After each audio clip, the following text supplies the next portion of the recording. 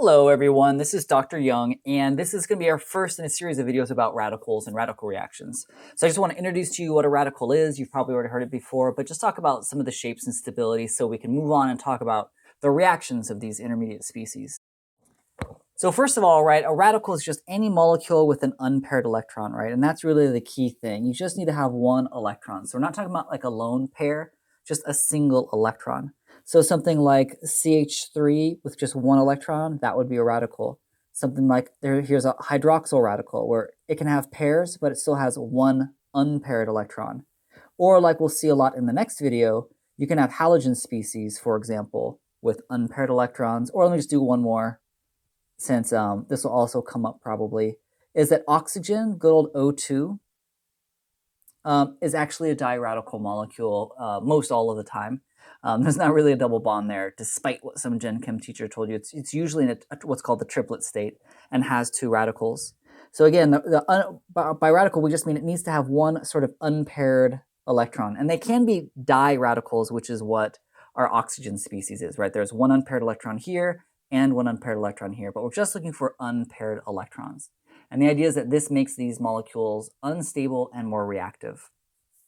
So let's first talk about their shape here, right? So I've got this radical. I've got this radical on a carbon. And if I was going to look at this radical, what we do is, radicals can get really complicated and they vary in their shapes and everything. But for us, what we're going to do is we're going to consider these radicals to be sp2 hybridized. And the idea is that that single electron is in a p orbital, right? That this is where our radical is. So your radical is just occupying a single p orbital.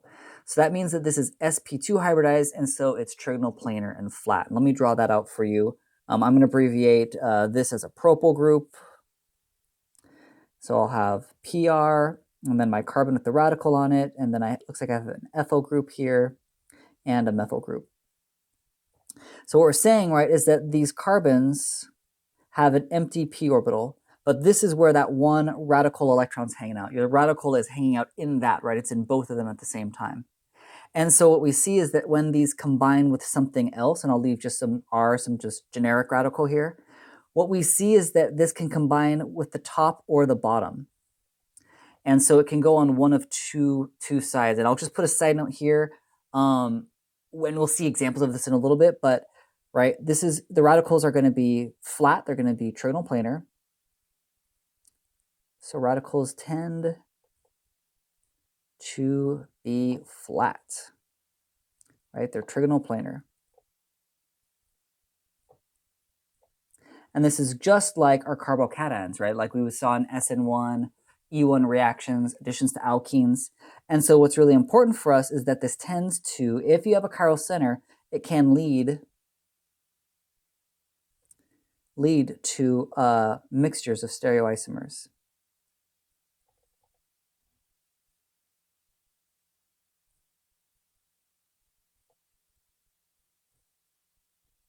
So we're going to want to keep that in mind when we start looking at these reactions, is that we do treat them as flat like a carbocation, and so the next thing that adds can be on the top face or bottom face and give us two isomers. And again, we'll see examples of that in a little bit. Now, as far as radical stability goes, I just kind of want to review some things with you. We know that anions, right, are formed because they're negative, cations because they're positive, and the idea is that radicals, like we said, just have a single electron. That's kind of how you define them. Anions are unstable, right, because they have too many electrons. So unstable because, right, they have too many electrons.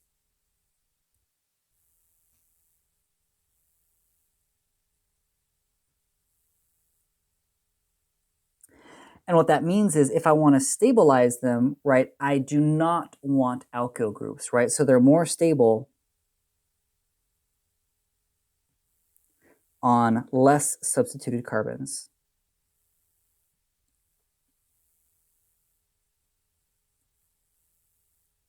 On less substituted carbons, right? You might remember from acid-base stuff that a primary anion is more stable than a tertiary anion. And then I also, just while I'm here, I want to mention something about shape here, is that anions tend to be trigonal pyramidal.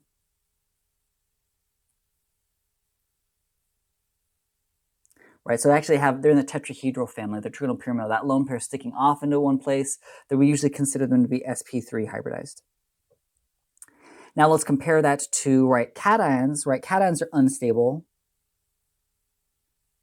right, because they have too few electrons.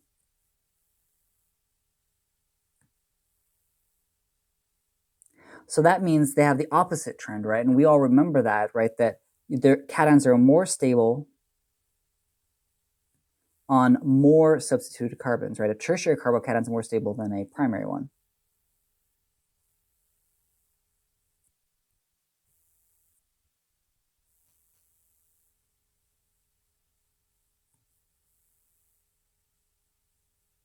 Right, so a tertiary carbocation is better than a primary carbocation, which is opposite of the carbanions.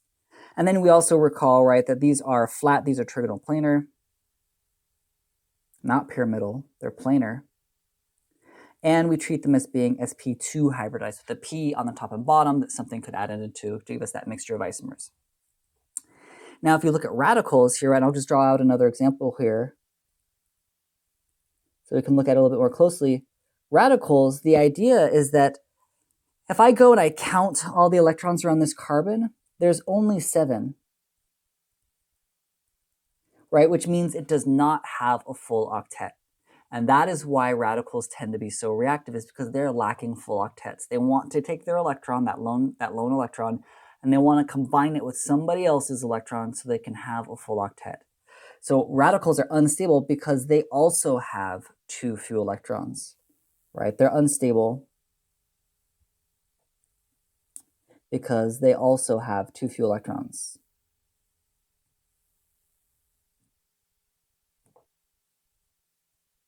Right? It lacks an octet.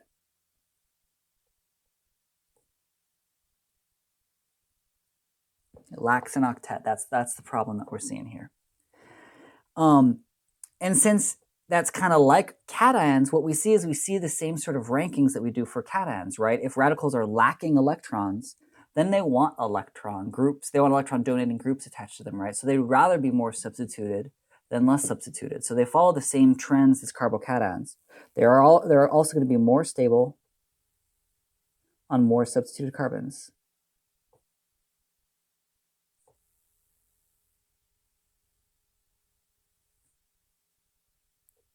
Right, because we know those alkyl groups are weak electron donors, and so they help add electron density to that central carbon there. So if I go and I look at these down here, right, it looks like this cation here is this is a primary radical, right? That's on a primary carbon. Here we have a tertiary radical, secondary, and lastly methyl. Right, we have these 4 different types of radicals. So that means they follow the same trends as if they were carbocations. So namely, this is the most stable. Right, the tertiary one's going to be the most stable radical. It's going to be the lowest energy because it's going to have the most hyperconjugation, right, the most electron donating groups on it. And then so our secondary would be number 2, our primary would be number 3, and then lastly, the least stable radical would be the methyl radical. So this would be the least stable, highest energy one.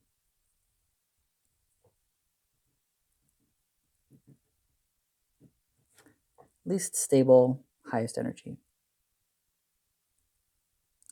And again, this mirrors what we saw with carbocations. And this will become important here in a second when we start talking about radical halogenations and stability of radicals. Now I left one box empty in our little table up here. It's just as far as the shape goes for radicals, right? We are going to treat them as being trigonal planar also, like they're sp2 also.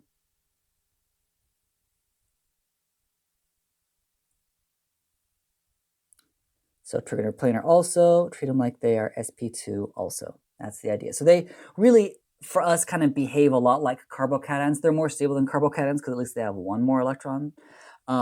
But they follow the same stability trends, is the idea. So just a couple other things here, right? The idea is that most radicals are reactive, okay? So just a couple of notes. You might have heard about things like free radicals. Definitely, there's a lot out there in like the nutrition world, right, where free radicals are supposed to be these bad things. Bad things that lead to cellular damage. There is kind of a little bit of debate on that, but just because I know you've heard the term free radical or radicals out there, they do have the reputation of being something that's bad for you or something that's going to destroy your cells. And so you hear about things like antioxidants, and we'll talk about antioxidants, right? Antioxidants would battle those free radicals. So antioxidants can quench free radicals, and we'll do. Oh, like I said, we'll talk a lot more about this in a future video. But sort of quench those. But I also want to mention that radicals, radicals do all sorts of things. Radicals are what make fats go rancid, make oils go rancid. Right? They take the alkenes in your oils and your unsaturated oils, and they start to make them pick up oxygens and become reactive peroxides and stuff like that. It's also what causes a lot of like plastic damage. You know, when plastic goes brittle and gets damaged, that's oftentimes due to radicals. Let's say a lot of, I'll put weathering damage.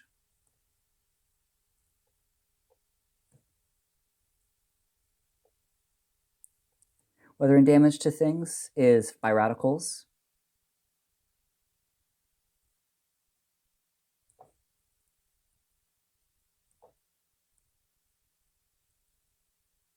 So like, for example, when you leave something like a plastic something outside or something, or paint starts to like crack and peel and stuff, there's lots of factors, but one can just be the sunlight creating radicals, and then those radicals are very reactive and they can start to break down the plastics or the polymers in the paint or something like that. So these radicals are reactive, which is why we're going to talk about them, because we can use them to our advantage and we can also find ways to quench them. So in our next video, we're going to talk about radical halogenation, which is where we use the radicals from halogens to add functionality to just regular old hydrocarbons. So watch that next video. Just pretty much right now. There's not too much to study here, but you should know the general trends. So study up and watch the next video. Good luck.